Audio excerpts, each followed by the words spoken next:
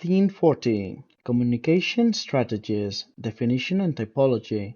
Index 1. Introduction 2. Relation with other themes 3. Current legislation 4. Communicative competence, different linguists and their viewpoints 5. Students' needs when learning a foreign language 6. Different types of communication strategies with examples 7. How these strategies form part of the learning process 8. Conclusion applicable to language teaching. 9. Relevant bibliography.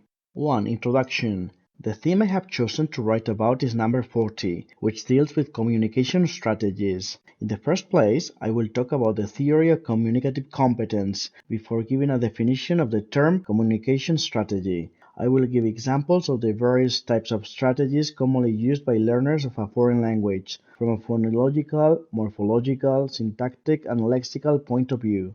To conclude, I will deal with the implications that the learning and use of these strategies have in our secondary school classes. 2. Relation with other themes. This theme is directly related to others, in particular number 4, which deals with communicative competence, and number 3, which is about the communication process. 3. Current legislation. The Modified Organic Law of Education, the LOMLOE, came into force in 2021 and has now been introduced in secondary education. The law deals comprehensively with the most suitable type of methodology to be implemented in our secondary school classes. The official curriculum of the Autonomous Community of Madrid contains detailed information about the introduction of grammatical points during the different stages of compulsory secondary education and bachillerato. All of this is established and supported by the Council of Europe in the Common European Framework of Reference for Languages. 4. Communicative competence, different linguists and their viewpoints. I will begin my theme by talking about the theory of communicative competence. The term was first defined by the linguist Del Hymes in order to contrast his communicative view of language and Noam Chomsky's previous theory of competence. For Chomsky, the focus of linguistic theory was to characterize the abstract abilities speakers possess that enabled them to produce grammatically correct sentences in a language.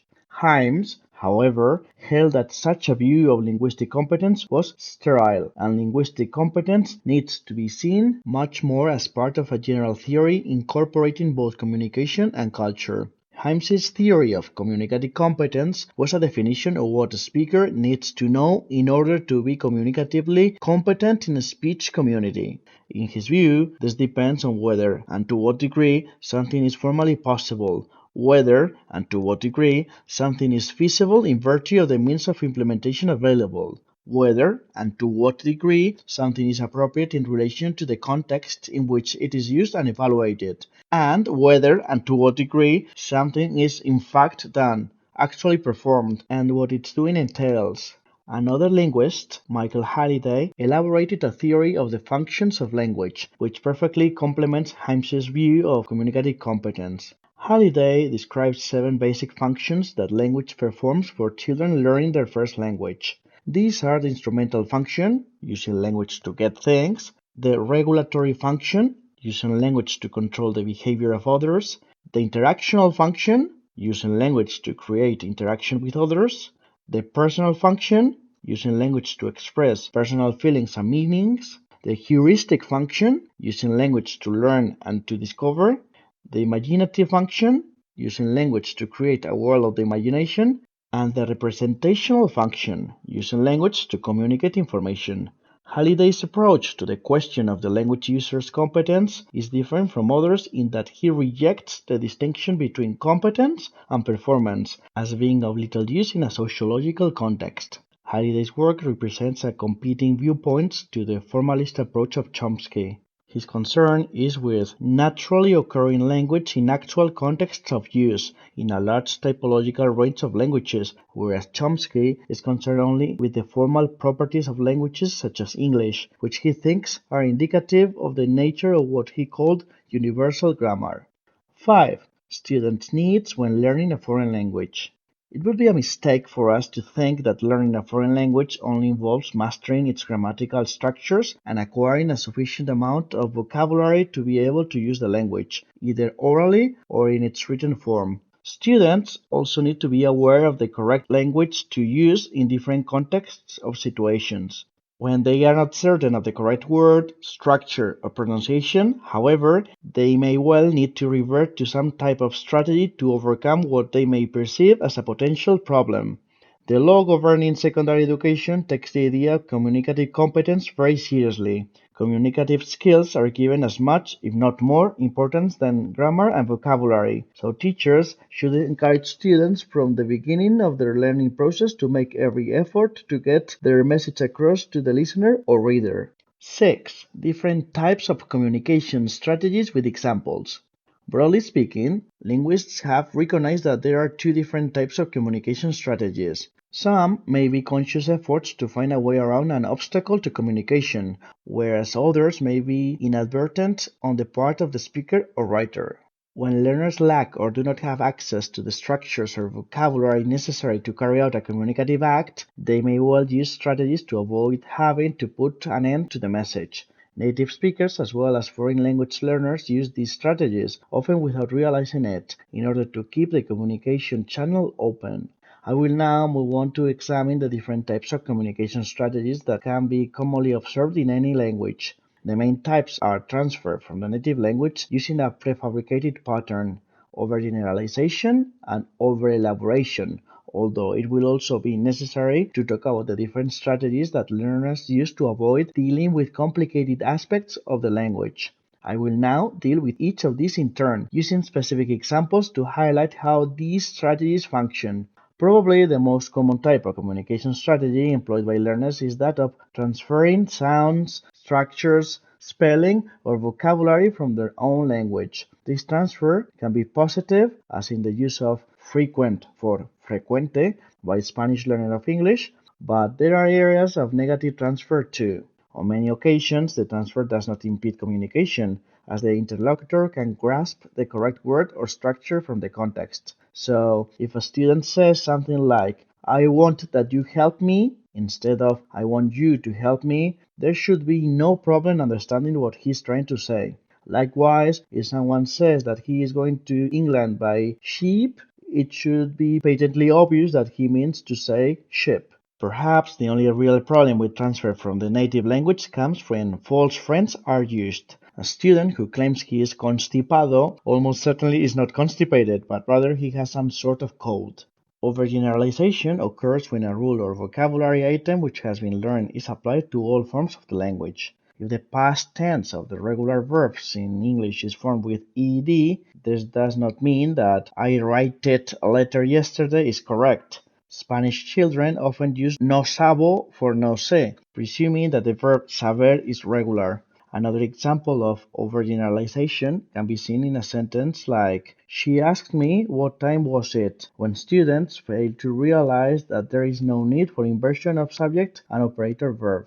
We may find a type of overgeneralization in the use of lexical items, where an item may be used in inappropriate contexts because the learner is unaware of the semantic limitations. This can be seen in an example like "he is pretty." The prefabricated pattern is a rather more complex idea to explain. Basically, students learn a structure and, without understanding it, use it in the wrong situation. This frequently occurs when students first come across the auxiliary verb do in question forms or negative sentences and confuse it with other forms, especially in progressive forms. We may well hear "I do not understanding" or "I am not go." A typical strategy common to learners whose first language is Latin-based is that of overelaboration. Most examples of overelaboration are, in fact, correct uses of the target language, but they often appear too formal. A student who pronounces every syllable with strong forms, as in "I was in her house," will obviously be understood, as will the learner of Spanish who says to the waiter, "Yo quiero que usted me ponga otra caña de cerveza." Spanish learners have one peculiar strategy which only occurs in the phonological field. This is known as epenthesis, or the insertion of a vowel in consonant clusters, so that words like stop or station are pronounced as stop or station. These strategies mentioned above do not generally impede communication. However, there are various types of strategies, known as avoidance strategies, where learners either abandon any attempt to communicate or avoid using structures, sounds, or vocabulary that they are not familiar with or that they have problems with. If a learner thinks that he has insufficient vocabulary to talk about a particular topic, or if he is unsure about the use of certain verbal tenses, he may well opt to remain silent instead of using a positive communication strategy. It is often easier to ask the teacher to supply the necessary language or to look up the vocabulary items in a bilingual dictionary, what we often refer as to appeal to authority. Many students often switch back to their native language, and these days the proliferation of anglicisms in many languages gives students the impression that there are fewer differences between their mother tongue and the target language. There are solutions though. Paraphrasing is one way out of a potential problem. The thing that you press with your foot to stop the car may sound quite long-winded, but it obviously refers to the brake.